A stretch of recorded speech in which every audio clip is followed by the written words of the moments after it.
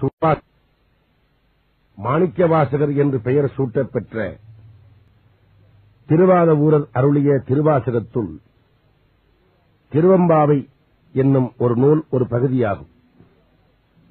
திருவாசகத்துள் பெரும்பாலும் ஒவ்வொரு பகுதிக்கும் அப்பகுதியில் உள்ள பாட்டுக்களின் இறுதித் தொடரே தலைப்பாக அமைந்திருப்பதை காணலாம். அதுபோலவே திருவெம்பாவை பகுதியில் உள்ள 20 பாட்டிற்கும் இறுதித் தொடராக விளங்கக்கூடிய எம்பாவாய் என்பது திருவெம்பாவை என்கின்ற பெயராலே தலைப்பாக கொடுக்கப்பட்டிருக்கிறது. திரு என்பது மங்கள அடைமொழியாக சேர்க்கப்பட்டது. இந்த பாவை பிரபந்தங்கள் என்று அழைக்கப்படுபவை மாணிக்கவாசகருடைய காலத்துக்கு பல்லாண்டு காலத்திற்கு முன்னரே, அதாவது 2000 ஆண்டு காலத்திற்கு முந்தைய சங்ககாலம் என்கிற காலத்திலேயே வழக்கத்தில் இருந்தது. இலக்கண நூலாக விளங்கக்கூடிய தொல்காப்பியத்தில் பொருளதிகாரத்திற்கு சூத்திரம் எழுதுகின்ற நிலையில் உரை வகுத்த பேராசிரியர் அவர்கள் 4 அடி மிஞ்சி வரக்கூடிய பாடல்களை பற்றி குறிக்க வருகிற பொழுது சிறுபான்மை பாவைப்பாட்டு என்கின்ற தொடரை பயன்படுத்தி இருப்பதிலிருந்து அந்த காலத்திலேயே பாவை பாடல் வழக்கத்தில் இருந்தது என்பது நம்மால் உணரப்படுகிறது. இந்த பாவை பாடலுக்கு பொருளாய் விளங்குவது 5 ஆண்டு முதல் 9 ஆண்டு வரை உள்ள மகளிர் நோன்பு நோற்று காலை நேரத்தில் நீராடி நாட்டிற்கு நன்மழை பெய்யுமாறும் தாங்கள் நற்கடவர் பெறுமாறும் வேண்டுதலேயாகும். ஆகவே பாவை பாடல் 2 நோக்கங்களை உள்ளடக்கியதாக விளங்குவது. ஒன்று பொது நோக்கு, மற்றொன்று சுயநோக்கு. பொது நோக்கு என்பது நாடு செழிய மழை பொழிய வேண்டும் என்று பிரார்த்திப்பது. சுயநோக்கு என்பது அந்த நோன்பை மேற்கொள்ளுகின்ற பெண்கள் தங்களுக்கு நல்ல கணவராக வந்து வாய்க்க வேண்டும் என்பது. இவ்வாறு விளங்கக்கூடிய இந்த பாவை பாடல் என்பது சங்ககாலத்து நூல்களிலே பரிபாடல், கலித்தொகை, ஐங்குறுநூறு, நற்றிணை போன்ற நூல்களிலும் குறிக்கப்பட்டுள்ளன. ஆனால் அவை அனைத்தும் மார்கழி நோன்பு பாடல் என்று குறிக்கப்படாமல் தைநீராடல் என்கின்ற பெயராலேயே குறிக்கப்பட்டுள்ளது. அதற்கு காரணம் என்ன என்றால், மார்கழி மாதத்தினுடைய பௌர்ணமி என்ற தினத்திலிருந்தே தை மாதம் கணக்கிடப்படுவது பழைய காலத்தில் ஒரு முறையாக இருந்ததன் விளைவாக மார்கழி நோன்பை தைநீராடல் என்கின்ற சொல்லாலே குறித்துள்ளார்கள். தமிழ் மொழியில் பாவை பிரபந்தங்கள் என்று தேர்ந்தெடுத்துக் கொண்டால் நமக்கு கிடைப்பவை 5 பாவை பாடல்கள். ஒன்று மாணிக்கவாசகர் அருளிய திருவெம்பாவை, 2வது ஆண்டாள் நாச்சியார் அருளிய திருப்பாவை, 3வது சமண முனிவர் ஒருவர் அருளிய பாவை, 4வது தத்துவராய சுவாமிகள் அருளிய 2 பாவைகள். இதிலே தத்துவராய சுவாமிகள் அருளியிருக்கின்ற 2 பாவைகள் அச்சிலே வந்திருந்தாலும் அவை வேதாந்தபரமான பொருளை விளக்கக்கூடியதாக இருப்பதால் அது வழக்கத்தில் பல பேராலே அறியப்படவில்லை.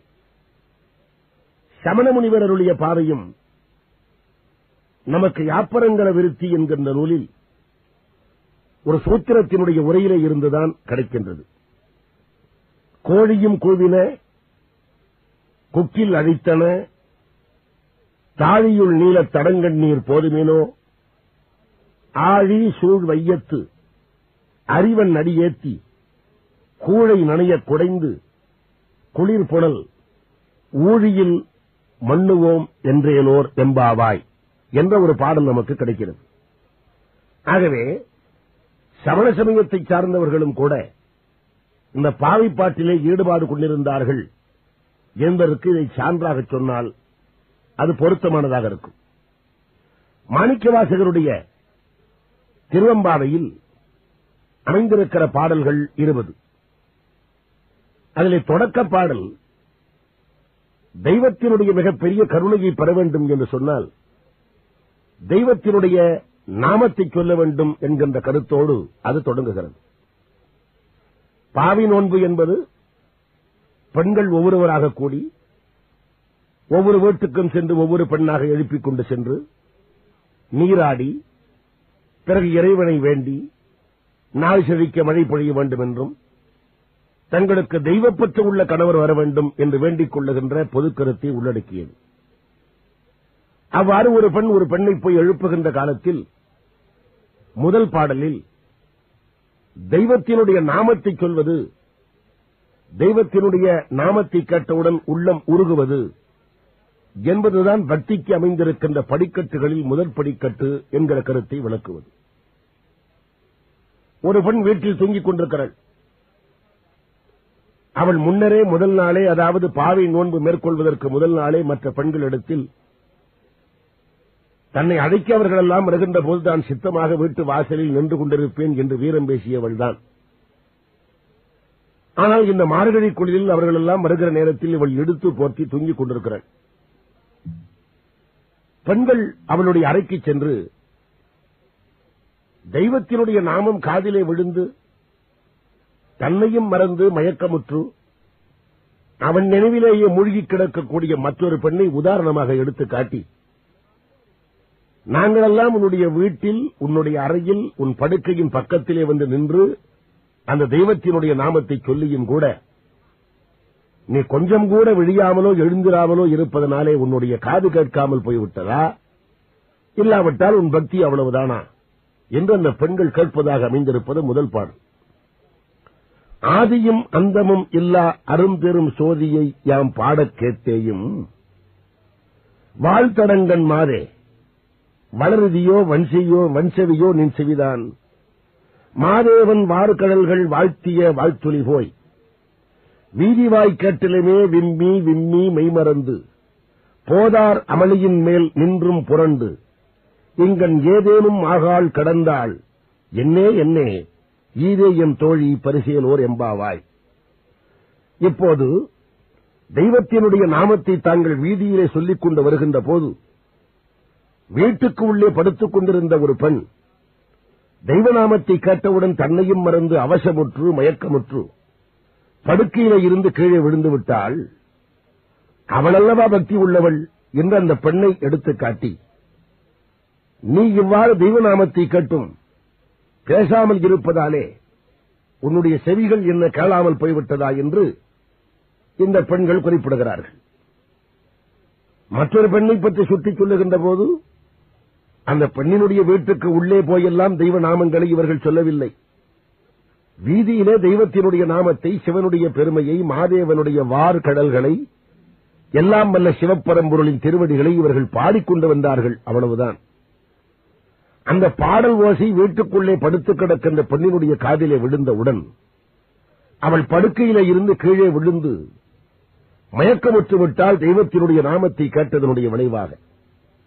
மாதேவன் வார்கடல்கள் வாழ்த்திய வாழ்த்தொலி போய் வீதி வாய்க்கேட்டலுமே விம்மி விம்மி மெய்மறந்து போதார் அமளியின் மேல் நின்றும் புரண்டு இங்கேன் ஏதேனும் ஆகாள் கடந்தால் என்னே என்னே. நாங்கள் வீட்டுக்குள்ளேயே போகவில்லை. மாதேவன் வார்கடல்களை வீதிவாய் போகின்ற காலத்திலே நாங்கள் பாடிக்கொண்டு போனோம். அவ்வளவுதான்.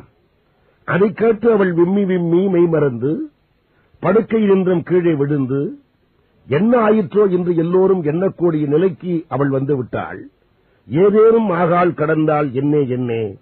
அப்படி இருக்கிற போது ஆதியும் அந்தமும் இல்லாத அரும்பெரும் சோதியாக விளங்கக்கூடிய சிவப்பரம்பொருளினுடைய பெருமையை யாம் பாடக் கேட்டேயும் அகன்ற விழிகளை உடைய பெண்ணே, நீ என்ன கண் தொங்கிக் கொண்டே இருக்கிறாயா, அல்லது நாங்கள் சொன்ன சொற்கள் உன்னுடைய காதுகளில் விழவில்லையா?